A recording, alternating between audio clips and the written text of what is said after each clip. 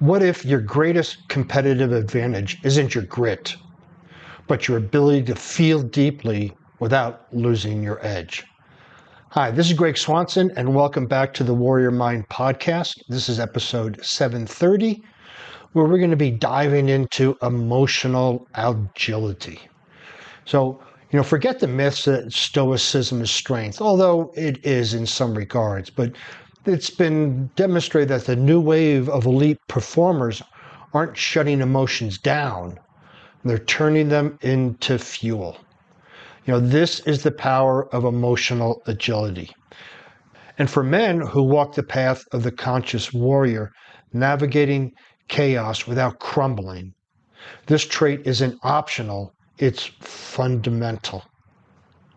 In this episode of the Warrior Mind podcast, we're going to dive into the misunderstood concept of emotional agility and why it's the new alpha trait for elite performers.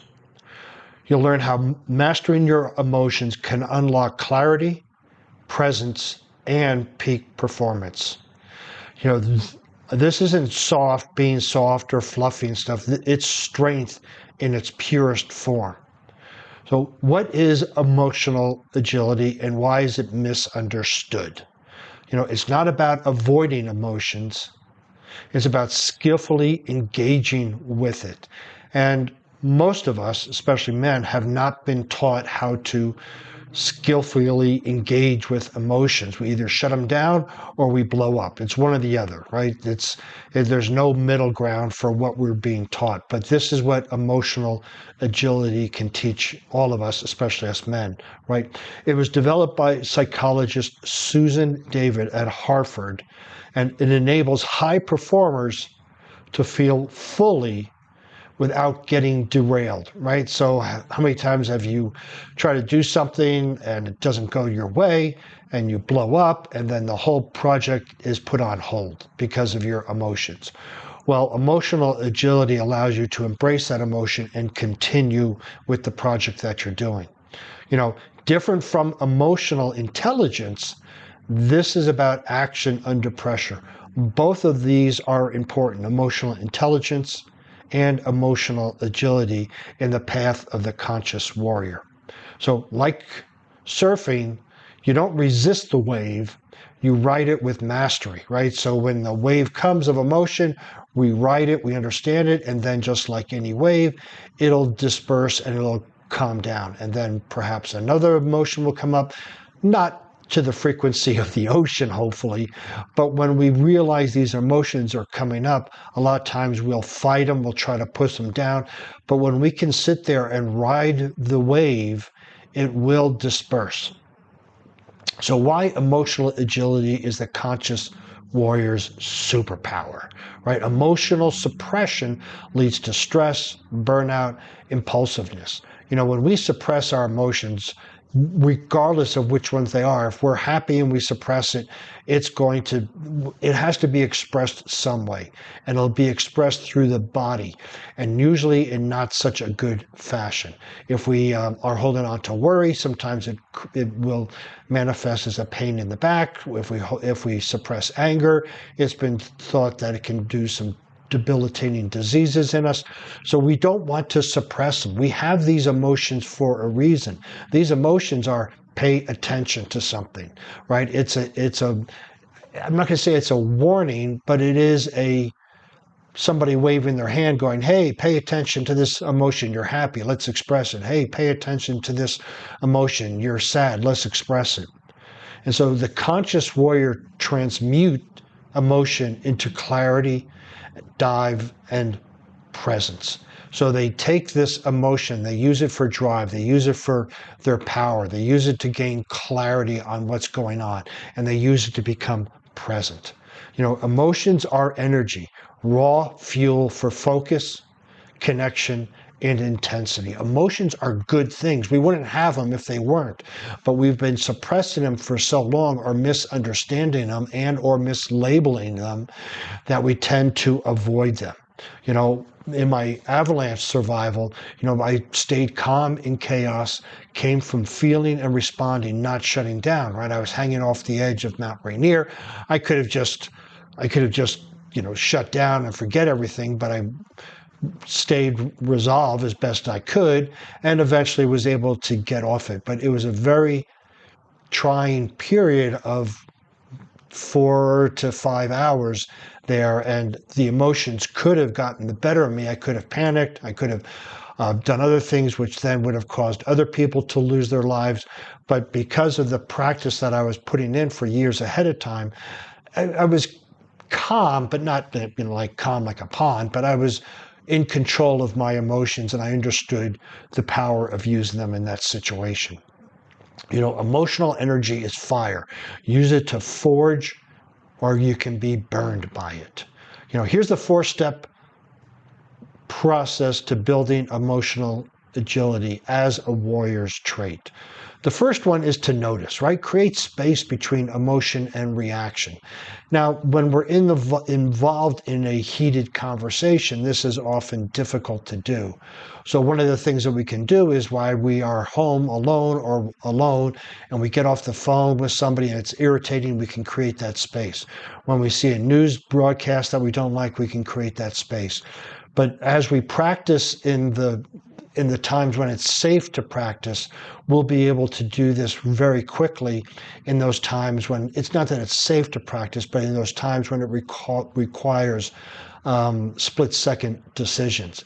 And what we want to do is, right, there's a reaction and a responding. And I've talked about this before in emotional intelligence. A circumstance happens, and then we can react like pushing the button. We are reacting.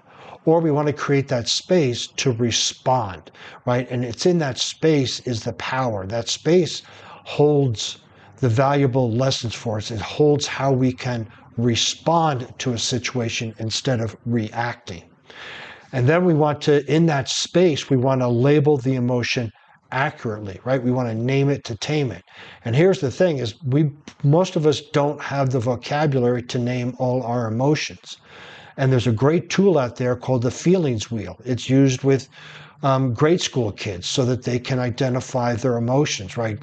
Kids really don't have that vocabulary. They just know there's something coming up and they act it out as opposed to expressing it through naming it. And if all we go is I'm angry, I'm happy, I'm sad, that's such a limited vocabulary that we can't accurately name what we're feeling. So if we can't name it, we can't tame it. So I would encourage all of you to look up the feeling wheel. And there's several variations of it, but it goes with some very deep understanding of, hey, here's anger, but then there's annoyed, there's frustrated. All of those are subparts of anger, but we want to be able to name the emotion. So we notice something coming up, we create the space, we name it, and then we normalize it, meaning there's no judgment. Emotion is information. It's like, oh man, I always get so angry, or I'm always so happy, I'm always so gullible, right? We want to stop the judgment and realize that this emotion is information. It means pay attention to something. Something's going on here that needs your attention. And then the fourth is navigate it. Act in alignment with your values, not your moods. And if you don't know your values, that's going to be challenging. And that's what coaching can come in very handy with coaching with me or others, is identifying those values and then act in accordance to those values, because those are the deep, deep, deep parts of who you are. Your moods are like the surface of the water, right? They're all over the place, but our deep values are the bottom of that. It's our solid, it's our rock bed. And when we can identify our values, we will then know how to respond in any particular situation. And then here's an NLP tip. Ask yourself, what's the message in this emotion? And be careful not to go, well, it's telling me not to do this, not to do that. We don't want the nots, because we can't. That doesn't move us forward. That doesn't help us identify. But what we want to do is, this message is telling me that I may be oversensitive to something else. I interpreted these words differently than somebody else. I reacted instead of responding. So what we want to do is ask, what's the message in this emotion? Now, channeling emotion into elite performance. We've heard that anger sometimes can be good, and it can be, right? When I go to the gym and I'm doing my deadlifts, I basically train angry. I get angry and I use that energy to do my PRs, but we can also use other sorts of energy or emotions for elite performance, right? Emotions are precursor to meaning and momentum, right? Our emotions are telling us that this is what this event means to us, hopefully based on your values. And then we can gain momentum from it. When I climb mountains, there's sometimes I get this urge of stopping and maybe turning around, but I have this fatigue, and that fatigue is the meaning of, okay, I've reached my edge of my threshold. Now it means to keep going and build that momentum.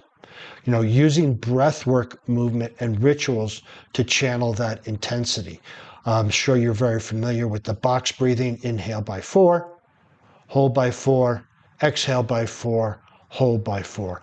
That is one way to manage these emotions when they come up. And there's rituals to channeling that intensity. For myself, if I've had, a rough day, if you will, and I get to the gym, I'll use that intensity for my lifting. But there are plenty of ways to use this. And again, this is where a coach can come in handy, is giving you the tools so that you can become a master at emotional agility, right? Embrace emotional discomfort, like a cold plunge, short-term sting, right? Like a Band-Aid, not a Band-Aid, a rubber band on your wrist, and long-term strength. These emotional discomforts can help you tremendously. And one of the biggest ones that I have found with clients is the best way to challenge themselves is sit still in quiet for 15 minutes. Don't fidget, don't move. You don't have to close your eyes, but there's no external sound, there's no talking, there's no this. You just sit with yourself and see how uncomfortable that can become. For me, one of the things is I became what I love about the physical, right, like CrossFit WODs and firewalking and mountaineering, is the physical gains way to the mental, and the mental gains way to the emotional. So by doing something physical, the mental comes up, like stop, or this sucks, or whatever it might be, and then the emotional comes up. And when that emotional comes up, I'm then able to apply the emotional agility techniques we're discussing here, right? And you think about the samurai mindset, right? Feel everything and attach to nothing. These are like waves, right? Again, riding the wave. These are waves that come and go. We don't sit on the top of the wave. We don't camp out in the fire that's burning down our anger. We notice it and keep moving on. So here's some final thoughts, right? Emotional agility is the next evolution of mental toughness. It allows you to stay composed under fire, lead with clarity, and act with intention instead of impulse. Whether you're facing boardroom chaos, family pressure, or internal storms, which we all have, this trait gives you that edge. The conscious warrior doesn't run from emotion. He trains with it, refines it, and channels it. And because of that, he doesn't just perform, he leads, builds, and transforms. So if you want to see the show notes on this podcast, you can visit warriormindcoach.com. While you're there, you can see how to schedule a breakthrough call, as well as other podcasts and blog posts to help you on your journey.